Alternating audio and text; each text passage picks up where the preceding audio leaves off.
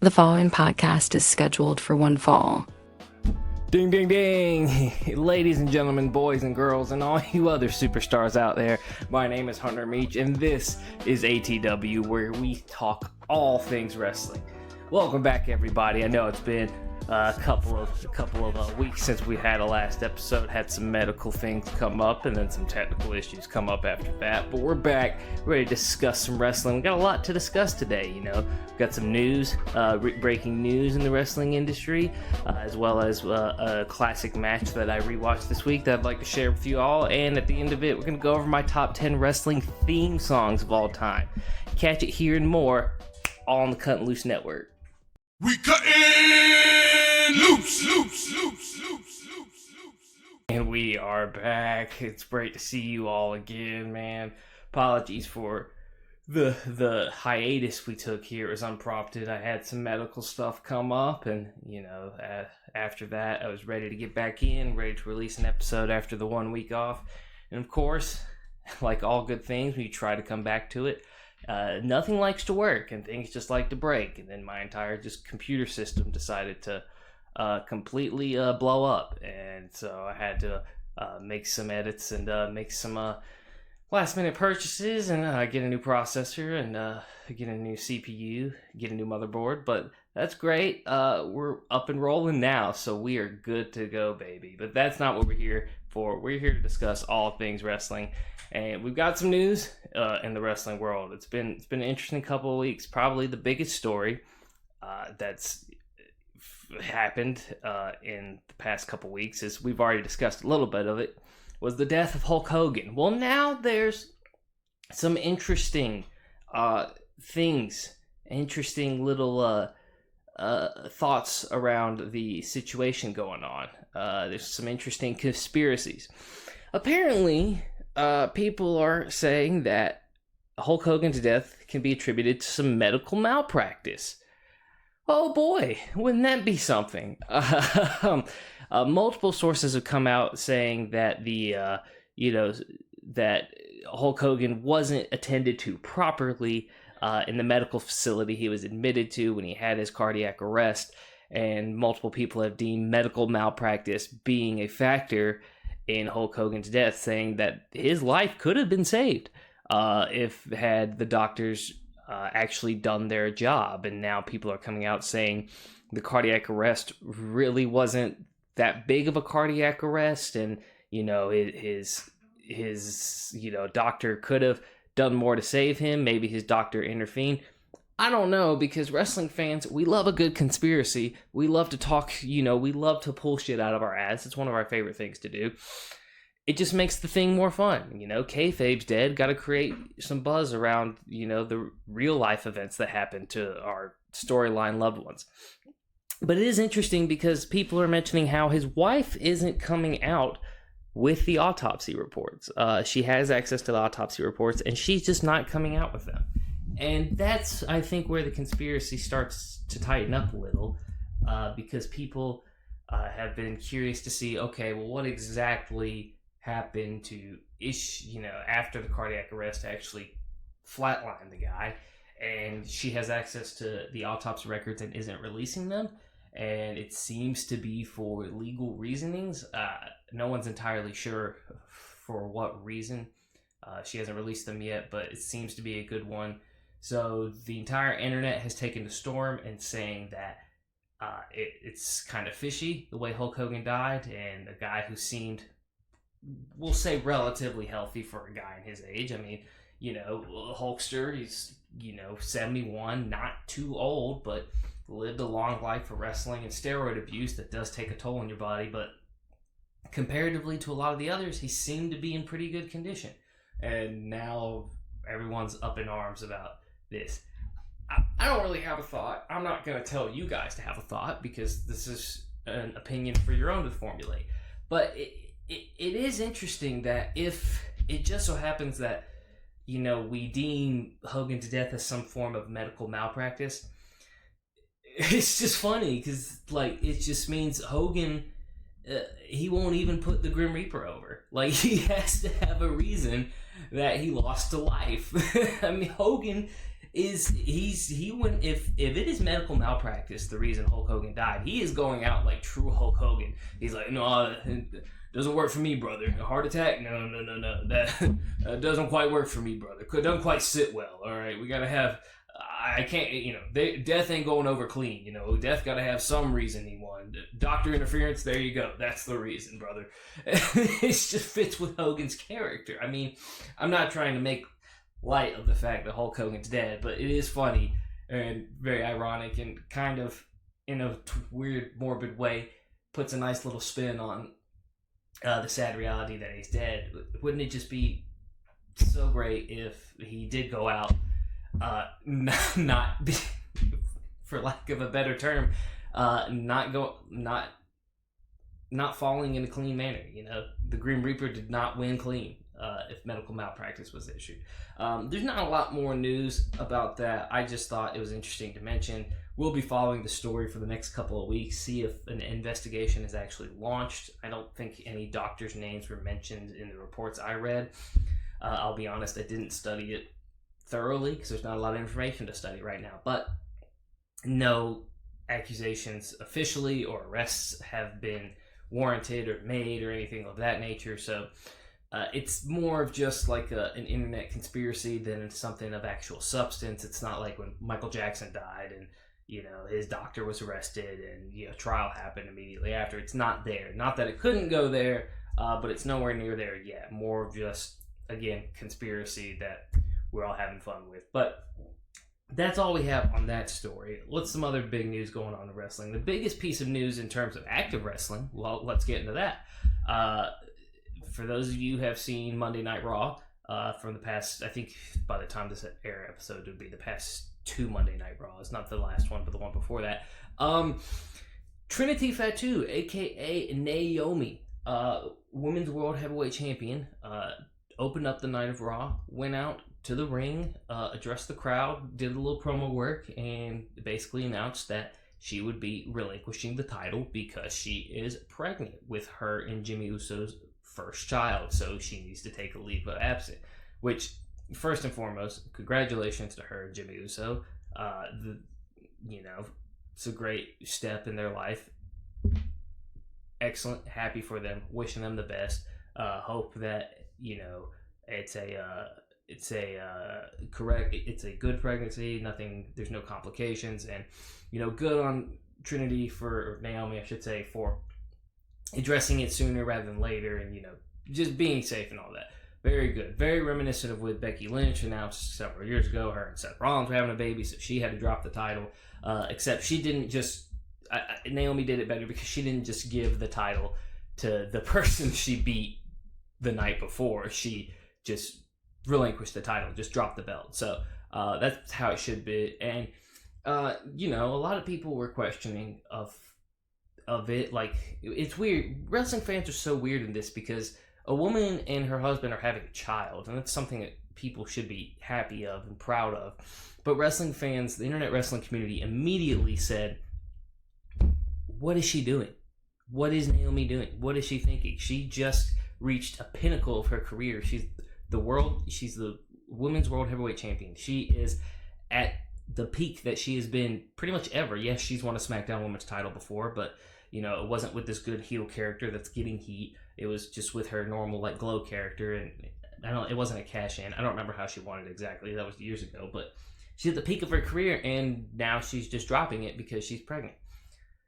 And it's just funny. It's like, why are we as wrestling fans, the first thing is not to be happy for someone starting a family. It's to be, why are you stupid for having a family? Like, wrestling fans, y'all gotta calm down. Like, it's I understand, kayfabe is, I wish kayfabe was still here, but it's more, it's like when people get injured in football and everyone agrees, it's more than a game, It's more than a wrestling match, especially in this day and age. It's not worth getting ups and arms over. If you have a problem with a grown woman and her husband deciding to have a family, it says more about your character than it does about them. I'm sorry. So, congratulations to her.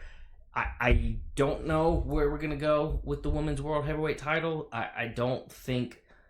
It's kind of interesting where we're going to decide to go because the safe thing is to put it on Rhea or Io again, but then you kind of just, circling backwards in the same sort of back and forth you were in. And Naomi was a great disruption to that, gave Rhea a break and, Io some time. So I don't know where they're going to go with it. I don't know if they're going to put it on someone completely different. I think Io is a good, safe route. People did not seem tired of Io. So that might be a good thing. It may be time for a Io Sky Rhea Ripley 3. I guess it would technically be 3 because we'll count the triple threat as 2. Maybe it's time for that. I don't know. I don't know what's gonna happen. I wish I knew more, but it's gonna be interesting to see what goes on. But that's really all I have for the congratulations, Naomi. She's not watching this podcast, but don't feel bad for having a child and starting a family. It's a beautiful thing to do. And if you guys have a problem with that, that's just get over yourselves. Get over yourselves. It's not that big of a deal. We got Clash at Paris coming up. This past weekend we had WWE Liverpool, and this weekend we're gonna have Clash at Paris. And I'm not gonna go through and do predictions like I did for SummerSlam, because basically this seems like the most predictable card ever. I'm sorry, it just doesn't seem like anything's gonna change here. I mean, you have Roman Reigns versus Bronson Reed, but Bronson Reed's gonna win that match. Roman Reigns is gonna win that match. Wow, I said it's predictable, and then I completely botched the actual. Let me pull up the actual listed lineup per the time of this podcast airing, because Roman Reigns is gonna beat Bronson Reed. It doesn't make sense for Bronson Reed to win at all. Let's see, we have Clash in Paris card. And what we have so far in terms of matches, this is, being filmed a little early, so this might be changed now. But what we have 4 confirmed matches. Sheamus versus Rusev. I don't know where that's going to go. I mean, it's just not a match I'm really interested in. I like Rusev. I love Rusev before he left and for his Miro run in AEW. But I don't think it's necessarily a match that's high on people's radar. Rusev probably should win if they want any sort of shot at kind of bolstering something they once had with him. And I don't think Sheamus needs the victory, but I don't know. Seth Rollins versus CM Punk versus Jey Uso versus LA Knight. It's Seth Rollins winning that. Like, that's a dub. I mean, we know Jey Uso's not winning it back. It's too early in this Seth Rollins heel title run for anyone not named Seth Rollins to win. It doesn't make sense for Punk to win here. You want to build to something bigger, ideally a Big 4 pay-per-view, but ideally like WrestleMania. You don't want Punk to win it. I mean, Survivor Series hasn't really become the championship pay-per-view anymore, but you probably wouldn't want CM Punk winning it at Clash in Paris. And they're not. Jey Uso isn't getting it back. I love Jey Uso, but let's call that what it was. That was the thank you, Jey, for selling merch championship. That's what it was. It was thank you, Jey, for putting in the work and getting over and selling us merch. That's what Jey Uso's championship title reign was. And then there's LA Knight, who I think they missed their shot with LA Knight. I do. I'm sorry. I still love LA Knight, and I still think he is phenomenal, especially on the mic, but it's not. I don't think he is in a position where he's going to win the world title anytime soon. The hype has died a little bit.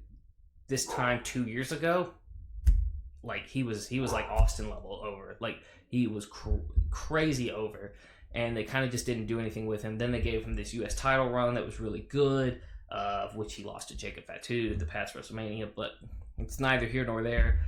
Seth Rollins is getting that dub easy. And then there's John Cena versus Logan Paul, which I think everyone knows how this is going to go. Logan Paul and John Cena are going to fight. John Cena, they're going to trade moves. John's not going to make Logan look stupid, but the match is going to be like, it's going to be good match John. It's going to be big match John Cena doing the good guy thing, and he's going to get to the point where he should win, and then Brock Lesnar's going to come out and beat the shit out of him, and then Logan Paul's going to not win clean. That's what's going to happen. Because it doesn't make sense for Logan Paul to lose. He's too over. He's got too much heat. And he's like the best heel the company has right now. But it doesn't make sense for John Cena to beat him either. So the best way they do that is paying Brock $500,000 to go to Paris just to F5 John Cena once, and then boom, Logan Paul wins.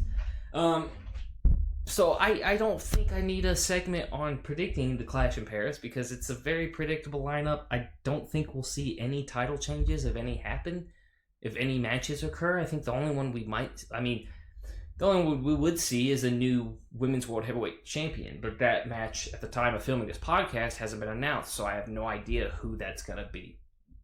But that's really most of the news we have in the world right now. So we're gonna take a quick short ad break. We're gonna have a advertisement slot here, but when we come back, we're gonna talk about the weekly rewatch, I should say, and talk about a match that I rewatched this week that I think all of you should watch. And now a word from our sponsor, Mr. Gordon Butterfield from the Baseball Minor League Hall of Fame. Gordon, take it away. Oh, what just happened? What just happened is brought to you by True Laundry Detergent. It's a locally owned company, and these fellas live in the neighborhood. They're saving you money. There's 101 loads in one bag. They got laundry detergent and fabric softener. They've even got dry sheets for you. Got sensitive skin, they've got the free and clear. No fragrances, no dyes, no additives. Or if you don't like liquids, they've even got the detergent sheets. Just drop one in every load. There's 60 loads in that box. Just head on over to thetrueproducts.com for all your laundry needs. And don't forget to use your code CUTTANDLOOSE1 to get you 10% off your first order. That's True Laundry Detergent. It's Gordon approved. Well, that's Big Manucci looking to break a 1984 bow jump record, but I think she's too far back. Oh, she breached a hole and they're taking on water. Abandoned ship. Oh my, let's take another look at a human being sinking a ship. I don't even think she realizes she's coming in hot and she's folded up like a warm towel and turtles it. Guess she knocked herself right into the depths of David Jones' locker. Oh my. And the crew was just having a beautiful day on Lake Elsinore until the horror set in. It's like a scene out of Pearl Harbor. Bang! And the Arizona's taking on water with their crew in the drink. But I gotta give the old bird credit. She cleared a good 12 feet. Just wasn't enough. And the gales of November came early. Oh, what just happened? Welcome back to ATW, everybody, where we discuss all things wrestling. And it's time for a brand new segment on the show, the Weekly Rewatch. This is a brand new segment where I talk about a match that I rewatched through this week, and because it is so good, and because the match is so amazing and so legendary, I feel the need to talk about it here, and I feel the need to tell you all to go watch this match if you haven't watched it, or to rewatch it if you have, because it's that damn good. And this is going to be a new thing I do where I take one match, I just sit down, turn my phone off or turn it aside, and just sit down in front of the television in the WWE Vault or whatever, internet streaming site, if it's a New Japan match or if it's a, old, All Japan match or something from the territories, and I just sit down and watch, and I just enjoy. And I just relive the moment of where I was when I first watched this match, whether it was I was watching live, way past my bedtime, despite my mom knowing, or whether it was a match that I discovered, later into my love of wrestling through the internet and the just beautiful, just vast archives of wrestling media. Whatever it be, this is going to be the segment where I talk about that match. And this week, per the weekly recap, I rewatched a match that honestly could have been an honorable mention from the last segment of the last episode,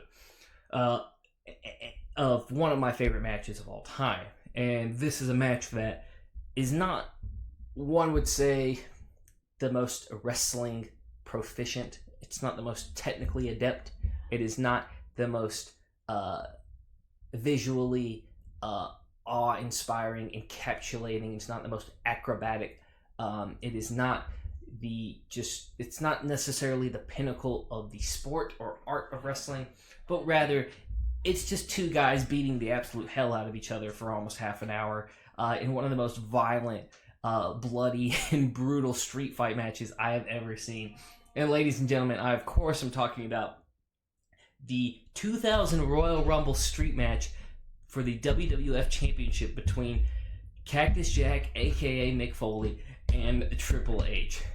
And oh my god, if you haven't seen this match, stop this podcast and go watch it now. Actually, please don't. Please stick around for us and give us the views. We love you. I love you. Hey, right here. I love you guys. Watch this podcast. I won't go on for much longer. And then watch this match. No. Royal Rumble 2000. Triple H versus Cactus Jack. These guys had a mirage of great matches because a month later at No Way Out, they had a Hell in a Cell match that's, it's just as brutal, honestly. I should rewatch this one too because it's just as brutal if I remember. But something about this first one really just stands out because, he... it's funny because Triple H is on this reign of terror, and I know a lot of people hate the Triple H reign of terror. I loved it in the McMahon-Helmsley era, so that, late 99, 2000, early 2001 area, right before The Rock, got his huge blow, or actually back when Triple H and The Rock were feuding, Austin was kind of on the back burner a little bit. I love that run of Triple H. I don't like the 2002 to 2004 where he just kept burying talent, and when he buried Booker T. That's the Triple H I don't get enough of. But this Triple H, one of my favorite heels ever, and he was on this reign of terror, just completely butchering and just burying people.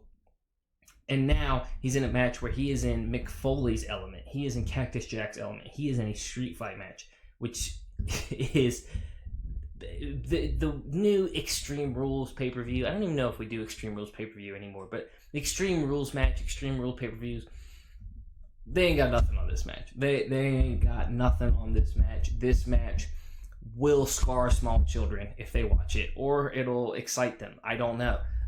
It might actually get them to want to be wrestlers, which shouldn't. If your child sees this match and has one of two outcomes, all right? If they have nightmares, then you're doing a good job as a parent. If your child sees this match and wants to become a wrestler, you need to send your child to therapy. That is not okay. I don't know what to tell you at that point. But this match it's amazing. It is just almost a half hour of just pure physical violence. And all right, someone's so back. My girlfriend is playing Marvel Rivals in the other room, and they're not having a fun time because they hear screaming. But no, I think it's the perfect amount of back and forth because Cactus Jack gets the advantage at the beginning, and he kind of maintains the advantage for a lot of it. But Triple H just reverses at the right time to completely, butcher it. There's one segment where Triple H, Foley's about to hit a pile driver on the announce table on Triple H, and Triple H just gets out of it at the main time, and it's even better when you watch a Hell in a Cell match because he actually hits it on him in the Hell in a Cell match. So you're like, oh my god, that move I thought was going to hit in the first one and it didn't, and we were like, thank god, that would have broken Triple H's neck. It is now hit, and it's iconic barbed wire 2x4 that really hasn't been utilized since Mick Foley left, and I'm not mad at that. That was his iconic weapon, but it's used by both men in this segment, and they're both able to get great offensive hits with it. And then they're outside of the ring, they're fighting in the arena, they're fighting next to fans, they chase each other to the entrance, and Triple H is bashing him with a chair shot to the head. And Mick Foley, we pop for it now because it's so rare when we see a chair shot to the head, but people pop for every chair shot Mick Foley took to the head because they were all real. And that man should not have been leaving his head so exposed to chair shots. And oh my god, that man, I'm surprised that man is still alive and as healthy as he is, because he should have A-grade CTE from all of the chair shots he's taken. And Triple H is just cracking his skull open and gets into the entry ramp. He's about to hit him. All of a sudden, The Rock comes out, hits Triple H instead with a chair, and then there's this huge pop, and everyone's excited because The Rock's coming The Rock is coming The Rock is coming to Cactus Jack's defense to help him fight Triple H, and it's like, oh my god, that's how Mankind won his first title, because, The Rock came and hit Triple H, and then that's how Stone Cold did, my bad. Stone Cold came, hit Triple H, and then, put the Rock, Mankind on Triple H and won his title, and they're like, is this going to happen again? They just keep fighting back and forth, and so much is going on. Triple H busted wide open, he's bleeding everywhere, and obviously, it gets to the finish of it's got one of the best finishes in my mind of any hardcore match because of how gruesome it is. Mick Foley gets he just gets the bag of tacks, and the thumbtack thing has been used so many times. But I think this is one of the ones where I was like, that sucks. that sucks. Usually, I'm like, all right, you're in a wrestling match. You signed up for getting thumbtacks. It's on you. But I was like, that sucks for Foley because he gets him out and he's ready to, attack Triple H. And all of a sudden the ref is hit. And then, Triple H reverses it and then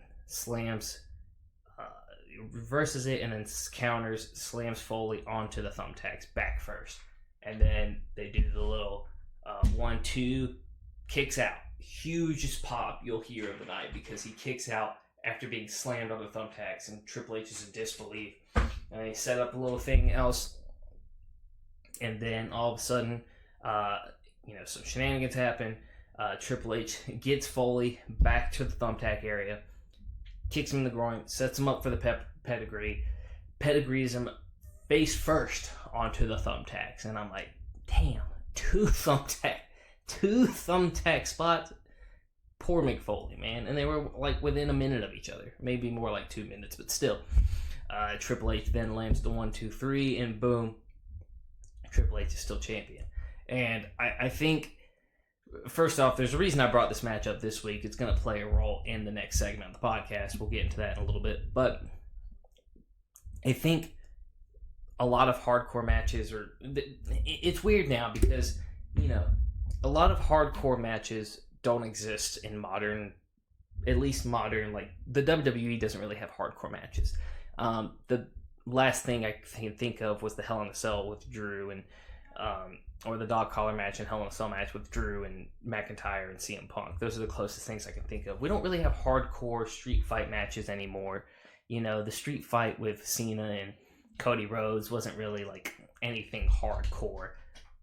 And sometimes I miss that about the Ruthless Aggression era. I know wrestling purists will say, oh, but the actual in-ring wrestling wasn't as good and blah, blah, blah. And like, okay, was the Attitude as good in-ring comparatively to now? Maybe not. But it was more fun, and honestly, you had big muscular guys fighting each other and then throwing each other on thumbtacks before they pinned them. Like, it made sense. That's believable. I see someone now, like, take a, I don't know, I see someone take a super kick from Jey Uso and then they don't kick out, and I'm like, that's easy, just kick out. But I see someone land on thumbtacks twice within a minute, and I'm like, yeah, I wouldn't kick out of that shit either. I'd want to be done with the match. To hell with that. So I think there's a balance, because the opposite side of that, because people are like, well, hardcore matches, they're just gore porn, and like, there is an opposite side to that. For obviously, like, was it CZW?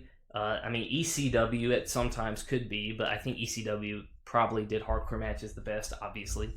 But like CZW, or like really hardcore wrestling, underground internet stuff that has hardcore wrestling, and freaking like AEW with certain matches, like where everyone's getting like the pizza cutter spots, and like they're just doing, or like just electrocution, almost like with the big fluorescent light bulbs and stuff, and just going through the, like, yeah, that's too much. You have unathletic guys not even wrestling, just seeing how much pain each other can withstand. That's too much.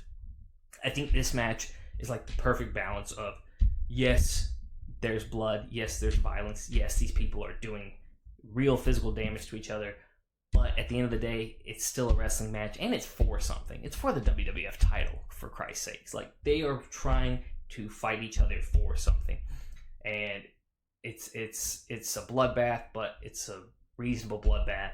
So I think the Attitude Era actually got a lot of hardcore matches correct.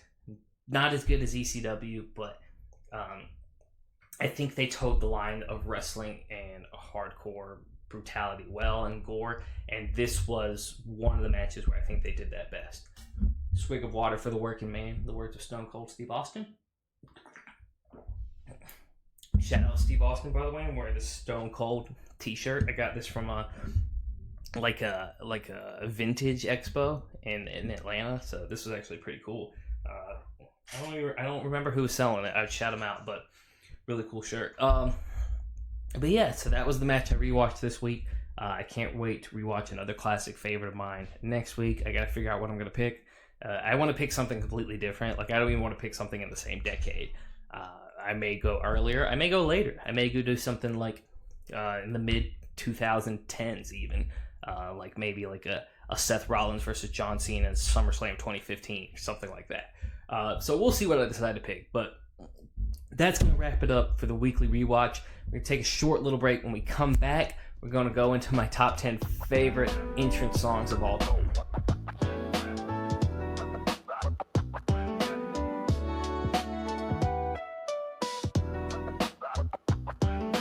And welcome back to ATW, where we discuss all things wrestling. For this week's top 10, we're going to do less actual, wrestling content in terms of, maneuvers, matches, people who are wrestlers. We're going to go more on the back end of things, but something that's equally as important for a wrestler, because it ties into them, it ties into their persona, it ties into their character, it ties into what the youth are calling their aura. It ties into all of that, and we're going to go over my top 10 favorite wrestling theme songs, favorite entrance themes of all time. This is my top 10 favorite. This is going to be a very opinionated one. I say that every week because obviously the matches, I had a very heavy bias to the Ruthless Aggression era. The wrestlers, same thing. A lot of Ruthless Aggression guys, some even older guys than that. And people are going to like what they like. People are going to dislike what they dislike. But I think this is something that's even more opinionated because it's wrestling, which is already super opinionated, super discussed about. Wrestling, and then music, which is one of the most opinionated things you can be and have. I mean, there is objectively bad music, but there's a lot of people who have different music tastes and music vibes, and that's definitely seen here, what we're going to talk about today. So these are my top 10 favorite. I got a couple honorable mentions, but again, this is just my opinion. Obviously, we're going to like different things. So I'd love to hear in the comments below what your top 10 favorite wrestling theme songs are, because there's a lot of them. And there's a lot from different eras that I'm probably not going to give credit to. And there's a lot that just have meaning to me because they were important in my childhood, or, blah, blah, whatever it may be. And you may have some that were important to your childhood. But, I'm going to try to stick to theme songs that are recognized as wrestling theme songs, not necessarily songs that were used as wrestling theme songs, aka Love You Macho Man Randy Savage, but the Graduation March, it works for Macho. It worked for Macho Man, but that's not a wrestling theme song. I am sorry. The Graduation March is not a wrestling theme song, so that's not going in here. But we're gonna get into it now. We're gonna go over a couple honorable mentions. I've actually got more than usual, but I'm not gonna discuss them for too long because we're gonna keep this rolling. Don't want it to get too elongated. There's, most of them are 2.5 minute songs. Not a lot you could say about them. Basic Thugonomics is my first honorable mention. John Cena's first real theme song once he adopted the Dr. Thugonomics white rapper gimmick. Just a fun banger theme song. The heavy, wicked, the heavy, just turntable like vibe of it. With just the bling and just I love that era John Cena. I love the Dr. Thugonomics John Cena. Anytime he comes out with the basketball jersey, or the padlock, the word life, I'm here for it. The bucket hat. I love the old Vanilla Ice John Cena, and that song gets me hype every time I hear it. Second one, I think it's called 619. I actually don't remember the name of the song, so I'm sorry. But it's the song Rey Mysterio used when he first entered WWE. So not the Booyaka Booyaka. No, not that one. The one where he just appears out of thin air, like just jumps out like he's jumping from the floor. Just the who's that jumping out the sky? R-E-Y Mysterio. Here we go. That song is, I don't know why he stopped using that. I will never forgive the WWE for getting rid of that song. That song fit Rey Mysterio so well. It fit that, that very like Latin, like Southern California Latin cholo hip hop vibe. And then they replaced it with like a POD song or something. Like I know a lot of kids grew up with Booyaka, but they're missing out. That the original 619 R-E-Y Mysterio, Here We Go. That song was Rey Mysterio's song. Gotta be an honorable mention. Next one, Glass Shatters, or I Won't Do What You Tell Me, or whatever the Stone Cold Steve Austin theme song is called. Not the Disturbed one, the normal, just the Glass Shatters, and then the the normal boom boom boom boom boom. I think actually I like the 97 version the best, with like the siren in the background, but the one used after that when he was world champion was really good. But as a song, it's nothing like crazy, but like you hear that Glass Shatter and you hear that just simple beat, everyone's on their feet because it's freaking Steve Austin. Like, obviously everyone loves that one. Next one, probably the most modern one on my list. Yeah, this is the most modern one on the list. I should have written the name down because I forgot it. It's like Rising Sun, I think is what it's called, but it's the Shinsuke Nakamura theme, not the one with the person singing. I don't like that at all. I think adding lyrics was stupid. But when he first debuted in NXT and onward, that just beautiful piece of music. I think that might be one of the most beautiful pieces of music ever made for a WWE theme song. Just the beautiful, like, aggressive violin, like in the background, then met with like the more harmonic violin, and just the heavy like mixture of it both, and just Shinsuke doing his little weird strong style Shinsuke Nakamura like stutters. Like it's awesome. Freaking amazing song. Next we got, I think it's called I'm Coming, pause, but it's MVP's theme song. Yeah, it's called I'm Coming, pause. That 1, 2, you hear the clock ticking and tick, it talks you about that song. First off, MVP, most underrated mid-carder ever. I think MVP, he was pretty good in the ring. Like, was he amazing? No, but he's pretty good in the ring. But I loved his character. I think maybe if he debuted a little sooner, he had that, really cocky, arrogant, athletic vibe to him. I think he could have been a world title run at least. He should have had some more mid-card title runs, but I loved heel MVP, and I loved when they brought him back with the Hurt Business, because I think the Hurt Business was an amazing faction that lasted way too short in the WWE, but he's always a great talker. Loved MVP and loved his theme song. And lastly, but certainly not leastly, we have Somebody's Gonna Get It, Mark Henry's theme song. Somebody's gonna get their ass kicked. Somebody's gonna get their wig split. This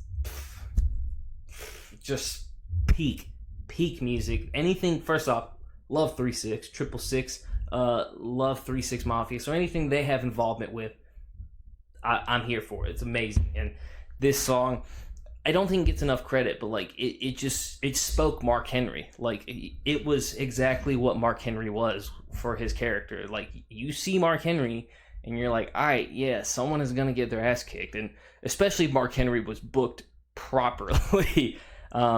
Because let's face it, Mark Henry at times was not booked properly. And his world title run was, in my opinion, a big letdown, because I was super excited for Mark Henry's Hall of Pain title run. And it could have gone on for so long, and it just didn't. And I don't know why it didn't. I just feel like it was a missed opportunity. But that song, amazing. Those are my honorable mentions for the week. Let's get into these top 10. Coming in at number 10, all right, we have Dark Side Volume 2, which, if you don't know what that means based off of that, it is the Undertaker's theme song, but specifically the Ministry of Darkness Undertaker. You know, the one with the heavy guitar riff and the mean, and like when Undertaker's really diving, he's more in when he's in the heel side of his character, and he's like doing like the satanic cult thing, and he's like partnering with the Brood. That theme song, like the Undertaker theme's always been great. You know, the early ones, it really is just, you know, the quiet gong and like the organ, and it's really creepy, and there's multiple iterations of that. And then they move into this one where it's like more bombastic and like more like, before you were like, ah yes, creepy undead mortician, and now you're like, oh, satanic vampire cult coming to take over WWF. Like, what's going on? Like, it's actually kind of like, the first one's very creepy and eerie, that era of Undertaker. This one's just spooky. Like, it's scary. Like, you're like, this dude may sacrifice us all to the devil, and I'm completely here for it.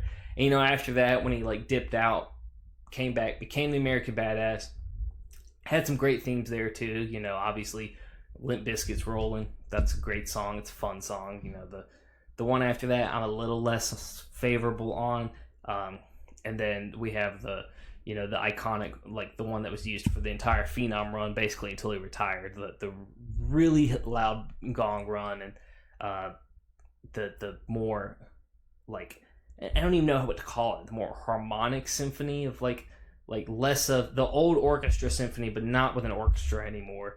And then there's also the Druid chant before it at certain ones, which I'm always popped for the Druid chant. But Undertaker's themes are great, but if you haven't heard Dark Side Volume 2, listen to it now and tell me I'm wrong, because it is the best Undertaker theme song there is, in my opinion.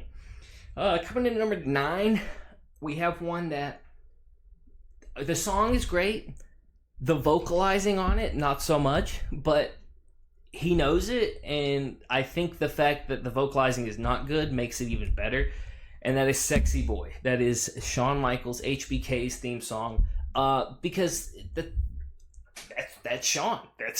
That was 90s Shawn, and that the guy was a dick. The guy was an egotistical dick. The guy was not a nice person.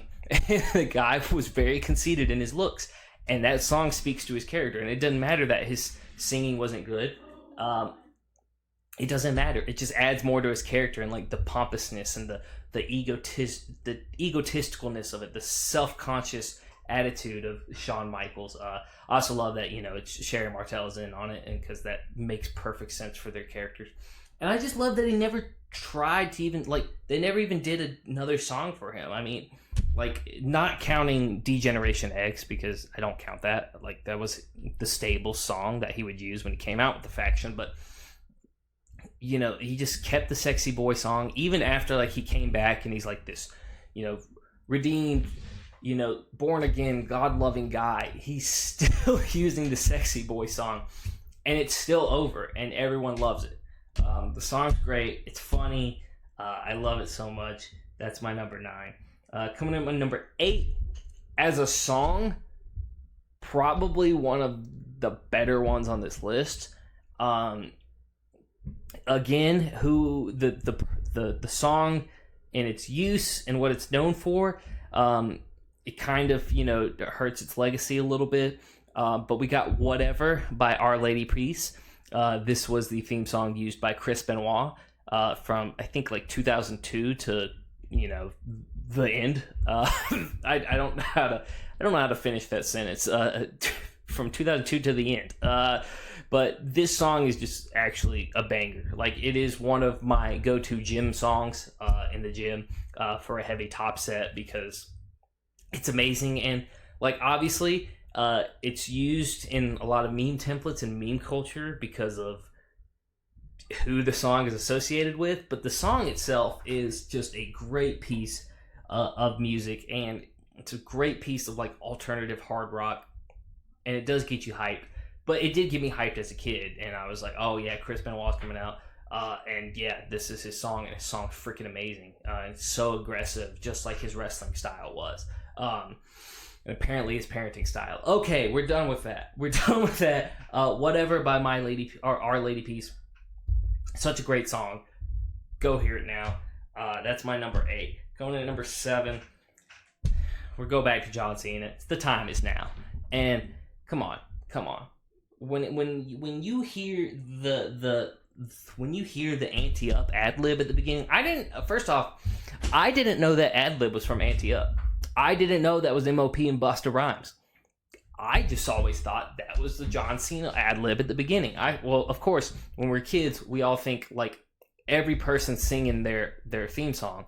And actually, you know, for two of the songs I mentioned already, Sexy Boy and Basic Economics, and now this one, they have been singing their theme song. But everyone thought it was just their character singing their theme song. But so I just thought he came up with that ad lib. So to grow up learning that ad lib came from Ante Up blew my mind as a kid. It blew my freaking mind. But come on, this song, John Cena made an entire rap album.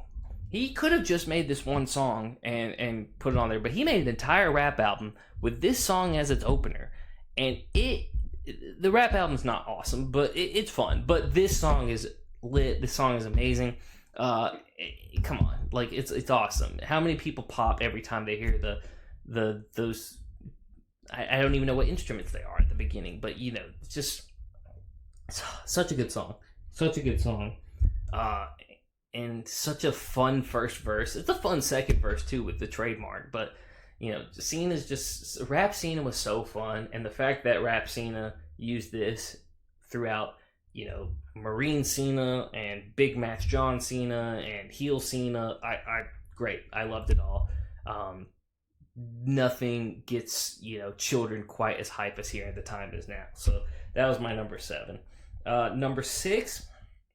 I'm going to get some arguments on this, but it's going to be Voices. It's going to be Randy Orton's theme song. You know, I hear voices in my head. They counsel me. They understand. They talk to me. A lot of people I talk to actually like Burning My Light better. Why?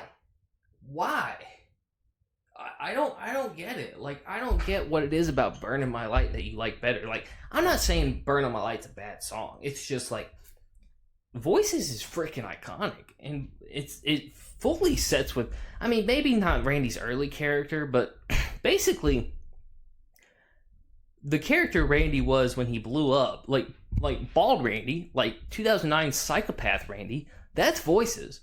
It's perfect. Like, when you think of peak Randy Orton, you think of bald Randy Orton, you think of punt Vince McMahon in the head Randy Orton, you think of a guy who might actually kill your family, Randy Orton. And Voices complements that perfectly, but just the slow, like, eerie, like, almost, it's very viperistic of the song, like, you know, like, how it, like, starts off with this big, like, screaming, like, I hear voices in my head, and then it just goes into, you got your rules and your religion, all desire, and it's just, like,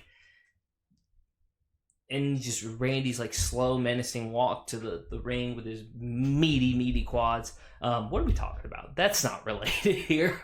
Randy Orton is quad goals, though. But, yeah, Voices, such a great song. I like it better than Burning My Light. I know people are going to disagree with me on that, but that's fine. That's perfectly fine.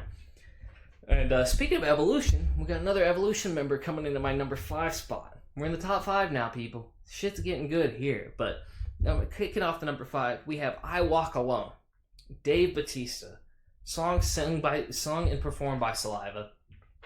This song, people, I wish children could, like, go back and relive mid-2000s WWE, because people see Dave Bautista now, they're like, Drax, you know, it's Drax from Guardians of the Galaxy, and that's great, and it's Dave Bautista, the actor. They don't know the pure aura from steroided up, just masculine beefcake Dave Bautista, especially when this song played, and he just, like, him coming out, every time I hear this song, I just see him in the white turtleneck with the sunglasses, and he drops down to the pose with the World Heavyweight title in his hand, and does the machine gun pose with the pyro going off in between. This song got me hyped as a kid. This song is the one that this is the one that I would probably use the most for, like, my created wrestlers in the SmackDown versus Raw video games. Probably this one, because it's just so electric. It's just so it's testosterone fueled. Like, it is testosterone fueled. Like, you listen to this, and it is basically like running a cycle of Trent. It is freaking amazing. They just don't make them like they used to anymore. And I was gonna, like, Jim Johnson didn't make the song, Saliva did, but even then, like, Jim Johnson himself is way better than what we had now. We were blessed with Jim Johnson, and I don't know what we got now. But that's neither here nor there. Gonna go to my number 4 after I take a swig. Number 4, another controversial one. And this one's controversial because a lot of people, you know, their current song and the song they've been using for years is probably objectively a better song, and it fits their character better, but and it's a classic song. But I will say, Cult of Personality is not a better entrance song than This Fire Burns. I said it. And I still agree with that. I would rather CM Punk walk out to This Fire Burns. I know why he doesn't.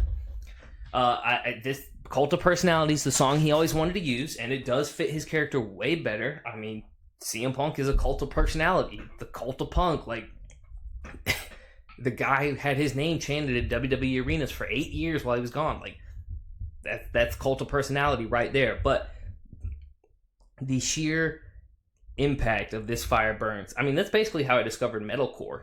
I mean, This Fire Burns, along with, like, the other WWE video games, is how I discovered metal and metalcore. But, like, this song in particular, because then I learned about Killswitch Engage and Howard Jones and got really into them, and I started learning about all the other metalcore bands out there, like As They Lay Dying, Parkway Drive, Argus Burns Red. That's got me into, like, real metal after that. Not to hate on metalcore, but it got me into real metal after that. But it was this song that really blew it up, and WrestleMania 41, the main event, when the piano rendition of This Fire Burns played, I cried. Like, I'm not gonna front. I'm a grown man. I cry at wrestling. I don't care. I have nothing to be ashamed of. People are gonna watch this. No, I teared up. I was like, because that was my childhood, and it's like that's and all the cutbacks to, like, classic long haired Punk, and I was like, that's beautiful. I like that they paid homage to that and showed that song its respect. And it's amazing. And I still like it better than the Cult of Personality. I'm sorry. Cult of Personality fits better, especially with current Punk, but I like This Fire Burns way more. I know it was never Punk's originally because I think they tried to give it to Randy at, like, a house show, and he didn't like it, and then they gave it to Punk when he joined the main roster, or the ECW roster. But man, this song it's so good. It's so good. And it always takes me back to, like, that Money in the Bank match, 2011, the 5-star match between him and John. Just memories flooded. Love that song. We are in the top 3 now, and the top 3, this is the definitive top 3. The other 7 you could have, like, moved around a little bit. I think, you know, maybe I like Dark Side more this week than, you know, I Walk Alone, or maybe I like Voices less than Sexy Boy this week. But these top 3, definitive order in my personal opinion. And number 3, we have The Game by Motorhead, for the third member of Evolution, Triple H. This is the song he's used from 2001 to now, basically. I mean, well, technically he's thrown in. It's funny because, you know, Triple H has had 3 theme songs written for him by Motorhead, because he had King of Kings, you had Line in the Sand for Evolution, which is another banger, and then you had this one, It's Time to Play the Game.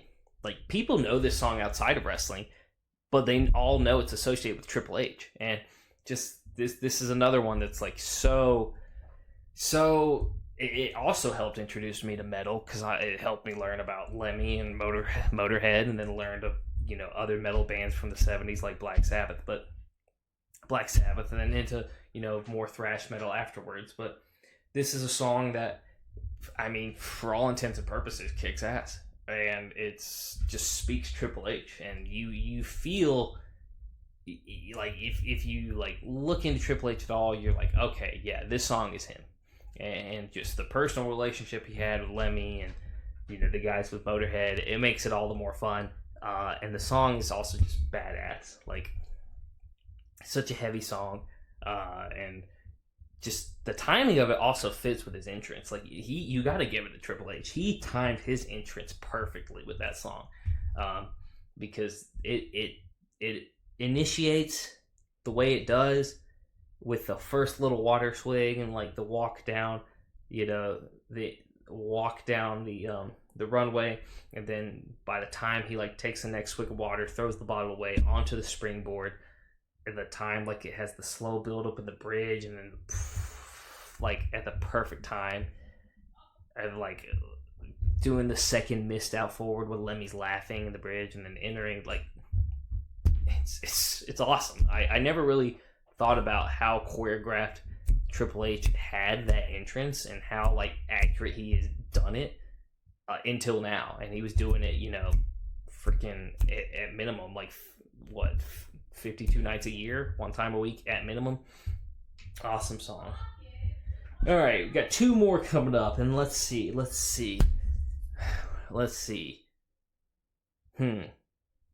Am I gonna piss some people off with this one?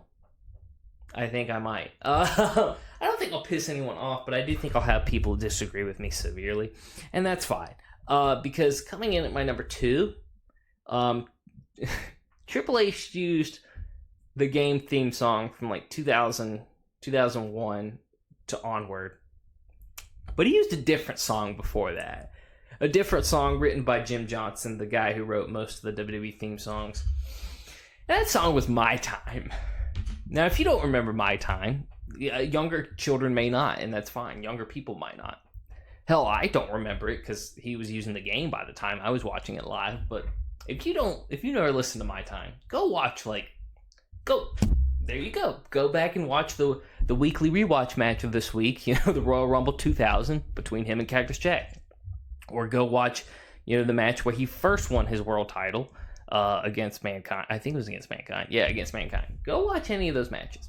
Go watch any Triple H match from like 98 to, you know, 2000. And just watch his entrance to that song. And tell me it's not a better entrance than the game. Go ahead, try and tell me. I'll convince me. I'll wait here till you convince me it's not. You probably actually can make a really good argument that it's not, but I just prefer this one. I love this era of Triple H. I already said I like this era of Triple H more than, you know, the comeback, you know, after he tore his quad. Not that I don't like him then, but the 2003 to 2005 reign of terror and the Evolution. Like, I loved Evolution, but I don't like that Triple H as much as I like this one. I don't like babyface DX reunion Triple H as much as I like this. This is Triple H. Like, when I think of Triple H, I think of this guy, the most jacked wrestler I've ever seen. And the McMahon Helmsley era, the post DX era. This is the Triple H I think of. The one of the best heels of that time, if I say so. Like, of the Attitude Era, maybe the best heel of the Attitude Era. If you ask me, I think he is. I mean, who else would you make that argument for? But I always think of this song, and I always just... Maybe it's because it's so similar to the DX theme song that worked so well that Jim Johnson always did, but, like, when just the intro of it, and when he's like, Jimmy, hit me with that Triple H, and then just the slow, just the techno, like, build up of it, and then just like the we're not gonna listen to anybody, just the huge anti-authority of it all, but then just to like also join the authority of it all by marrying the boss's daughter. Just I just think it plays into the character very well. I love this theme song. This is another one that's in my go-to gym playlist. Not that the game isn't, that's also in my gym playlist, but this one always gets me hyped. Is it a better song from a musicianship, and is it better crafted than the game? Probably not, but I think I just enjoy it more as an entry song.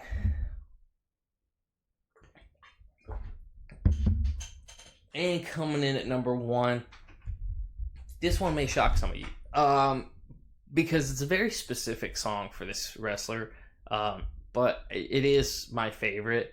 And they used it for a while. They probably used it for at least 6-7 years of their run. It wasn't during my favorite run of theirs, but they did use it for a while. And that is none other than Slow Chemical by Finger 11, aka Kane's theme song from like 2004 to onward to like 2010, 2011. Basically Unmasked Kane theme song. Like bald, pale Kane theme song from 2004 to like when he put the mask back on and joined like Team Hell No with Daniel Bryan. This song is awesome. This song is awesome. I think this song is one of the best wrestling theme songs crafted ever. The slow, eerie, like just wind up, the sound so spooky, to the bombastic, just almost like just flame engulfs you. Like it feels like a flame engulfs you. I mean, and it did with the pyrotechnician and like the pyrotechniques of the entrance for Kane, but you feel engulfed by this flame, and then you hear like a louder, more intense version of like the original theme intro. It's less, the first one's probably more terrifying, and more industrial, but this one, it's louder, it's more electric, it's the acoustic of it all is better. I sound like freaking a music theater nerd while I'm saying this. I don't know the first thing about music, but or at least the crafting of it, but I know good music, and this song is great. And then when you add the vocals, I forget the Finger 11 singer's name, but when you add his vocals to it and you add the lyrics, it just makes for a great song in general. Like when he first says the wonder of the world is gone, and I know for sure, and he just starts singing about it and just like going into like the song always gets me hyped. It's a song that doesn't skip my phone when it plays on shuffle. I play that song all the way through, and it's kind of a weird pick because like I like Kane. I love his first run, especially like the debut of him and his title run. I love everything before he unmasked, like with X-Pac, and like he became funny, but like when he unmasked, I thought it was stupid, and like the thing with like Lita and like the Lita impregnating Lita, and then the baby, and then like the miscarriage, and like that whole storyline was weird. And then like the fixation on him and his brother Undertaker was less believable now than it was before, and it's like I thought we already did this, and now it's weird again. And I just didn't like the way Kane was utilized after that. He was a mid-carder. He was a mid-carder who was reliable, and he wasn't the monster they originally built him up to be. And that always made me sad because I like Kane. I like Glenn Jacobs. My uncle actually is a principal for a Knox County elementary school, and is very good friends with Glenn Jacobs. So, sees him all the time, always does things for the school. Really nice guy, really sharp guy, really smart guy. So I always felt bad, but it was just interesting because, like, for me, I felt like Kane was a bigger talent than he was at that time, because Kane was the hottest thing there was when he first, like, no pun intended, he was the hottest thing there was when he first debuted at that first Hell in a Cell match, but in '97. But Kane from 2004 to 2010, when he won his last world title, really wasn't anything like, he didn't really do a whole lot. He had some mid-card and world tag title, reigns, but he didn't do a whole lot. He wasn't involved in like major storylines, and he wasn't, but he was always there, and he was always in some sort of match. He was always involved in some storyline. But I think him having that song, and obviously the history of him actually being a terrifying big guy, made him feel more important to me than he probably felt to other people. And I do shape that up to the Slow Chemical song a lot, because that song, it's freaking awesome, and it's my favorite theme song. It's my favorite wrestling theme song ever. If Kane ever makes a return, he'll never return to wrestling, but if he makes like a guest return or whatever, it needs to be that song he comes out to every time. Like, even if it's just him coming out as Mayor Glenn Jacobs, that's the song I want to hear. I don't want to hear the failed rehash of the original they did in the 2000s when he had like the weird metal mask. No, forget that. I want to hear Slow Chemical. That's what I think of Kane. And that is just, that's the song that makes me think of Kane. That's my favorite theme song of all time. So, there you have it. That is my top 10 wrestling themes of all time. And that concludes another episode of ATW. We'll be back next week to discuss what happened at Clash in Paris.